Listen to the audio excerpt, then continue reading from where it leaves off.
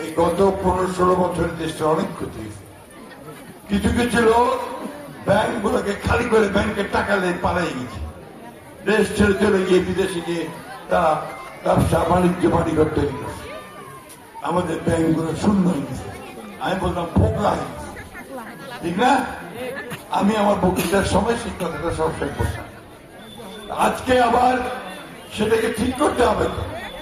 বাড়িটা ঝড়ে যখন পড়ে যায় তখন আমরা আবার চেষ্টা করি না বাড়িটাকে ঠিক করে উঠেছে।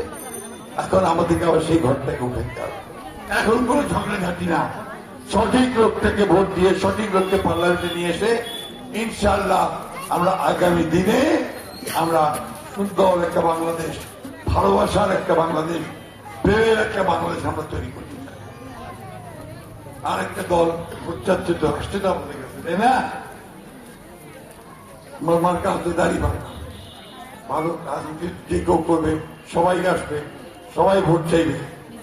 আমি বিশ্বাসটা করবো কাকে?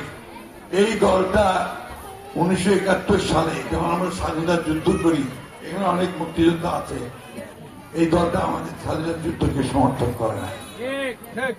অনেক লোককে মেরে ফেলছে, অনেক লোক লক্ষ লক্ষ মানুষকে শহীদ হয়ে গেছে, আমাদের মা বোনদের ইজ্জত নষ্ট করছে। সেই পাকিস্তান সেনাবাহিনীর পক্ষে যারা ছিল ওরা ওই দলটা এখন এসে কিন্তু একবারের জন্য মাপ চায় না, ক্ষমা চায় না। আমি ওই সময় ভুল করছিলাম, এই ভুলগুলো ক্ষমা করে দিয়ে ভাই আমাকে রাজনীতি করার সুযোগ দাও, সেটা করে না।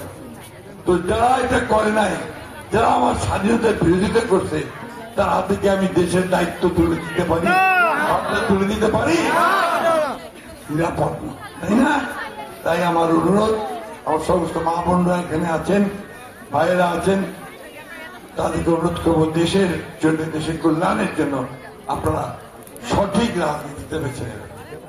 আরেকটা কথা, আমি জানি না এটা কত সত্য কত মিথ্যা, আপনাদের কি কেউ বিকাশ নম্বর নিচ্ছে?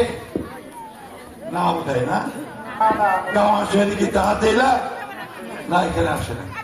ওরা এটাও করছে কোথাও কোথাও শুনতেছি, বিকাশ তাহাতে নাকি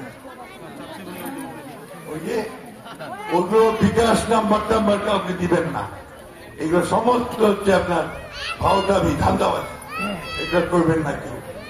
আর শেষ কথা যেটা বলতেছে যে ওদেরকে ভোট দিলে নাকি আপনার জান্নাত দেওয়া যাবে, বেহেশত দেওয়া যাবে। এইটা কি আমাদের ধর্মে বলে? ধর্মে বলে এটা না। তাহলে আমরা ওই পথে যেমন আমরা আল্লাহ যে কথা আমাদেরকে বলছেন যে সমস্ত আমল করলে, নামাজ, রোজা, যাকাত, হজ, এই সমস্ত করলে এবং সঠিক পথে থাকলে, ন্যায়ের পথে থাকলে, মিথ্যা কথা না বললে, কারো আমানত খেয়ানত না করলে, তাহলে না আমরা আপনার ওই পথে যাওয়ার কথা চিন্তা করতে পারবো। তা আল্লাহর ইচ্ছা, নবী রাসূল আমাদেরকে সেই কথা বলছে, তাই না? ইনশাআল্লাহ আগামী দিনগুলোতে আমরা ওইভাবে কাজ করে 12 তারিখ আর দেন নেই, আর 12 দিন পরে আপনারা ভোট দিয়ে বাংলাদেশের ভবিষ্যৎটা আপনারা নির্ধারণ করবেন। আপনাদের হাতে দেশ, আপনারাই দেশের মালিক, আপনারাই ঠিক করবেন, তাই না? তো আমি কি আপনাদের কাছে আশা করতে পারি যে এইবার আপনারা আমাকে একটা সুযোগ দিবেন?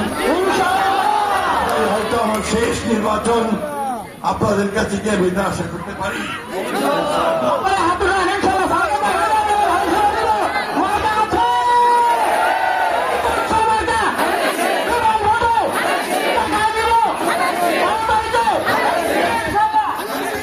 আপনাদেরকে অশেষ ধন্যবাদ।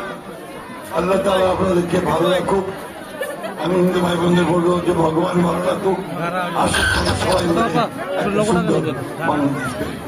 আসসালামু আলাইকুম, আদাব, নমস্কার। গত 15 বছর আমি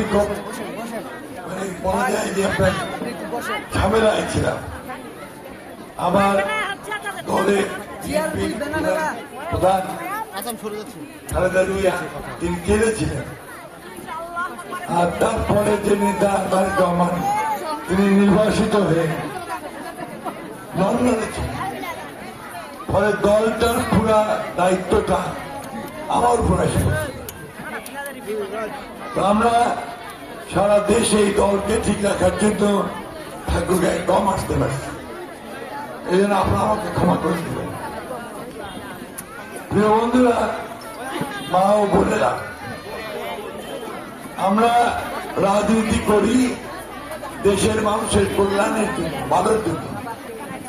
যে এলাকাটা উন্নত না সেটাকে উন্নত করার জন্য, যেখানে রাস্তাঘাট নেই রাস্তাঘাট করার জন্য, স্কুল কলেজ না স্কুল কলেজ করার জন্য, হাসপাতাল করার জন্য, আর শান্তিতে থাকার জন্য, তাই না? তো বিগত সময়গুলোতে আমরা খুব শান্তিতে ছিলাম না, আমাদেরকে প্রায় জেলে যেতে হয়েছে। আমাদের এই ঠাকুরগাতেই আপনার 70টা মামলা হয়েছে, আমাদের পরে 7,000 আসামি ছিল। আল্লাহ অশেষ আমাদের এই 14-15 বছরের এই দুর্দিন কালো রাত পার হয়ে আমরা এখন একটা সুদিনের সামনে আসছি, একটা ভালো সম্ভাবনা দেখা দিচ্ছে, তাই না? যেমন আপনার ধানের ক্ষেতে ধানটা পাকার আগে যখন সবুজ হয় পাকতে থাকে তখনটা কৃষক ভাইদের খুব ভালো হয় না, ভালো ভালো ফসল হবে। এবার ওই রকম আমরা এইবার দেশে একটা ভালো নির্বাচন হবে, সবাই ভোট দিতে পারবে, ভোট দিয়ে ভালো মানুষটাকে ভালো দলটাকে নির্বাচন করতে পারবে, এরকম আশা মনের মধ্যে যাচ্ছে, তাই না? আপনারা সবাই কিন্তু চান এবার আমরা ভোট দিব।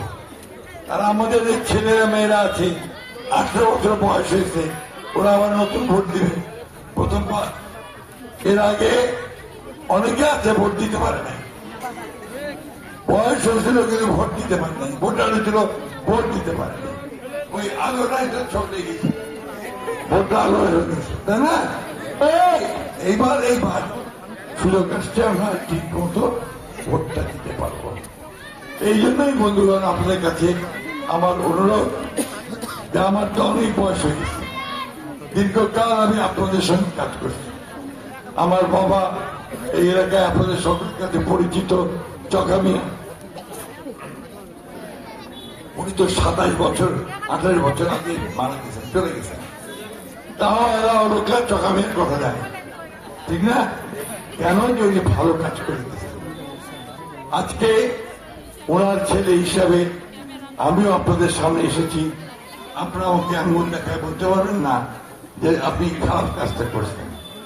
করছিলাম বলতো, মন্ত্রীও ছিলাম, কেউ বলতে পারবেন না যে আমি মন্ত্রী থাকাকালীন সময়ে কারো কাছে এক কাপ চা খাইছি, 2 টাকা নিচ্ছি, কেউ বলতে পারবে?